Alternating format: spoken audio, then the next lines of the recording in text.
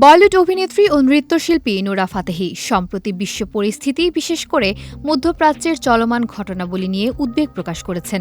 Social মিডিয়ায় প্রকাশিত এক ভিডিও বার্তায় নোরা জানান, যদিও বর্তমানে তিনি ভারতে রয়েছেন, তবুও বিশ্বে ঘটে যাওয়া পরিস্থিতি তাকে মানসিকভাবে প্রভাবিত করছে। নোরা বলেন, সাম্প্রতিক দৃশ্যগুলো অত্যন্ত উদ্বেগজনক এবং কষ্টদায়ক। মানুষের ভবিষ্যতে কি হতে পারে তা নিয়ে ভয়ের মধ্যে রয়েছেন, যা মানসিক চাপ সৃষ্টি করছে। তিনি বিশেষভাবে আশাবাদী যেন আর কোনো নিরীহ মানুষের প্রাণহানি না হয়। তার মতে, সংঘাত ও অশান্তির কারণে বিশ্বজুড়ে মানুষ মানসিকভাবে ক্লান্ত হয়ে পড়েছে। নোরা আরও বলেন, দীর্ঘদিন ধরে চলতে থাকা ট্র্যাজেডি শুধু মধ্যপ্রাচ্যে নয়, পুরো বিশ্বের মানুষকে প্রভাবিত করছে।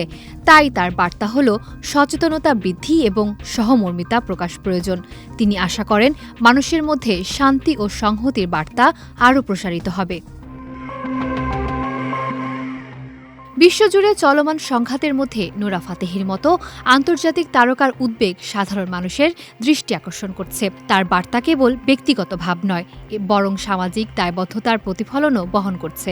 নোরা ফাতেহি নিজের ভিডিওতে সবার কাছে শান্তি ও মানবিকতার আহ্বান জানিয়েছেন, যা এই সংকটময় সময়ে বিশেষ তাৎপর্যপূর্ণ।